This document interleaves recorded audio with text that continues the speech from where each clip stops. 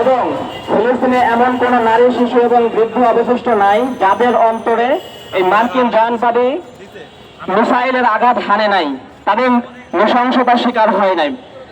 এবং তারা ফিলিস্তিন থেকে গোটা ফিলিস্তিন জাতিকে এথনিক ক্লিনজিং এর দিকে তারা নিয়ে যাচ্ছে। তো এই মুহূর্তে মুসলমানদেরকে উচিত তাদের নিজ নিজ অবস্থান থেকে তাদের সামর্থ্য অনুযায়ী তাদের অর্থবল এবং লোকবল দিয়ে যে যেভাবে পারে তাদেরকে সহযোগিতা করা। এবং আমরা একটা জিনিস দেখছি যে আজকে আমাদের এই উম্মাহ এমন একটা লজ্জাজনক অবস্থানে এসে দাঁড়িয়েছে যে উম্মাহের আগেও অনেক ক্রাইসিস মোকাবেলা করেছে। এই মুসলিম উম্মাহ তাতারদের মতো হামলা, তাতারীয়দের মতো অমানবিক হামলা তারা সামলিয়েছে, কিন্তু এরকম কখনো কোনো পরিস্থিতিতে পড়তে হয়নি। আজকে যে জাহানবাদী আমেরিকান জোট মুসলিমদেরকে আক্রমণ করছে, মুসলিমদেরকে হত্যা করছে, আজকে আমরা তাদেরই আনুগত্য করছি। আজকে আমরা মুখে তাদেরকে বিভিন্ন হাফিজ দেখাচ্ছি তাদের আক্রমণের বিরুদ্ধে, কিন্তু আবার তাদের আনুগত্য এবং তাদের তোষামদে আমরা ব্যস্ত রয়ে গেছি। এমনকি আমরা দেখতে পাচ্ছি যে মুসলিম এবং এই যে ফিলিস্তিনের ভূমিতে যে নারী শিশুদের উপর যে রকেট হামলা, যে মিসাইল হামলা চালানো হচ্ছে, এগুলোর উৎসগুলো কোথায়? এগুলোর উৎসগুলো যদি আমরা দেখি তাহলে এগুলোর উৎসগুলো আমরা খুঁজে পাই কাতার এবং জর্ডান, তুরস্ক এবং বাহরাইন, আরব আমিরাত, এগুলো এরকম মুসলিম দেশগুলোতে বিভিন্ন সামরিক ঘাঁটিগুলো থেকে তাদের উপর হামলাগুলো চালানো হচ্ছে। তো এদের মধ্যে থেকে এটাই হচ্ছে আজকের বর্তমান মুসলিম উম্মার সবচেয়ে লজ্জাজনক একটা বিষয়, যে আগেও অনেক অত্যাচার নিষ্পেষণের শিকার হয়েছে, কিন্তু কখনো তাগুতের, কখনো কাফেরের আনুগত্য স্বীকার করে নাই।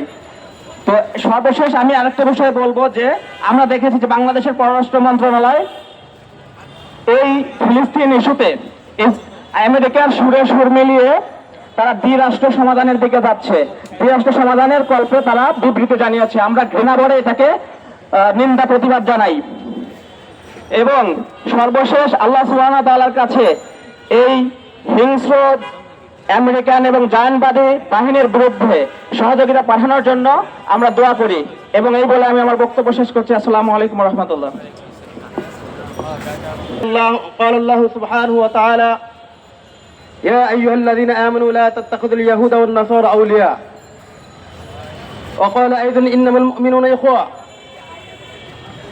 نحن الذين بايعوا محمدا على الجهاد ما بقينا أبدا في উপস্থিতি আজকে আমরা স্বাভাবিক অবস্থায় নেই।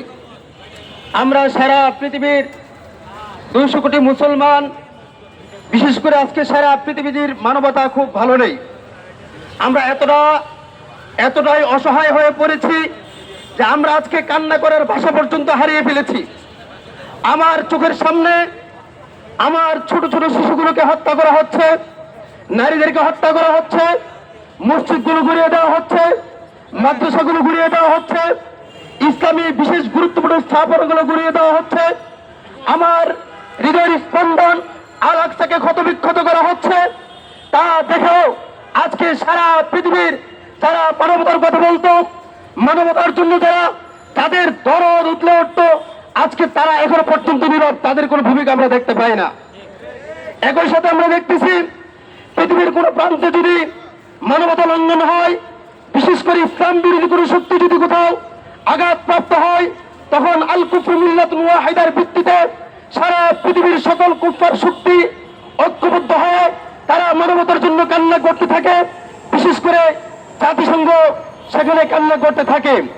আজকে সেই জাতিসংঘের সামনে, সেই জাতিসংঘ এখনো আছে, তাদের সামনে সরাসরি প্রত্যক্ষ পরোক্ষ মদদে আমেরিকার সহযোগিতায় সারা পৃথিবীর হৃদয়ের স্পন্দন এই গাজার মুসলিমদেরকে নির্বিচারে হত্যা করা হচ্ছে, কিন্তু জাতিসংঘ এখনো যেন নীরব ভূমিকা পালন করছে তা আমরা বুঝতে পারছি না।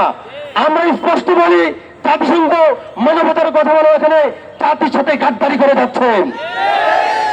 উপস্থিতি অত্যন্ত ভারাক্রান্ত হৃদয়ে আমরা বলছি, জাতিসংঘকে উদাত্ত আহ্বান জানাচ্ছি, অনতিবিলম্বে এর একটা সমাধান টানতে হবে, নতুবা এই জাতিসংঘ সারা পৃথিবীর সকল মানুষ থেকে বিচ্ছিন্ন হয়ে যাবে। একই সাথে আমরা সারা পৃথিবীর মধ্যে প্রায় 58টা মুসলিম রাষ্ট্র আছে। আমরা মুসলিম রাষ্ট্র প্রধানের দৃষ্টি আকর্ষণ করে বলছি, আপনারা নিশ্চয়ই জানেন, ইতিমধ্যে মিডিয়ার খবর আপনাদের কাছে পৌঁছেছে, এই মুসলমানদের আত্মনাদ আপনাদের কাছেও পৌঁছে দেয়। আপনারা কেন নির্বাত পালন করে যাচ্ছেন?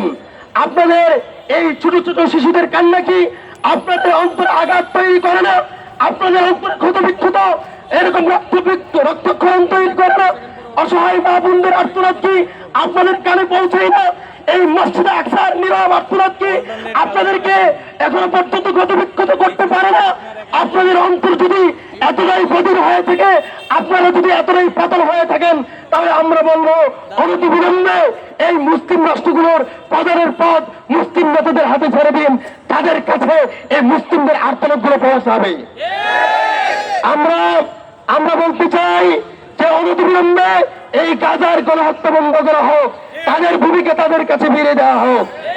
একই সাথে বলতে চাই আমাদের পাশেও আরেকটা ইসরায়েল অবস্থান করছে, আমাদের পাশেও আরেকটা গণহত্যা আমাদের দিকে এগিয়ে আসছে।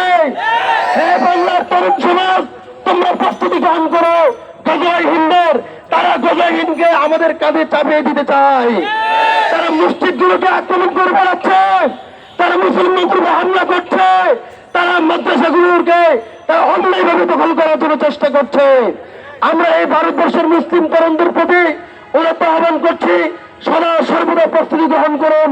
যদি আমাদের নিকটবর্তী এই ইসরায়েল এরকম নিকটবর্তী ইসরায়েল যদি আমাদের দিকে দিয়ে আসে, আমাদেরকে অবশ্যই তাদের বিরুদ্ধে দাঙ্গা জবাব দেওয়ার জন্য প্রস্তুতি গ্রহণ করতে হবে। লিল্লাহে তাকবীর, লিল্লাহে তাকবীর। গাজায় হামলা কেন? জাতিসংঘের জবাব দাও। গাজায় হামলা কেন? আলাক্সায় হামলা কেন? ফিলিস্তিনে হামলা কেন? লিল্লাহে তাকবীর।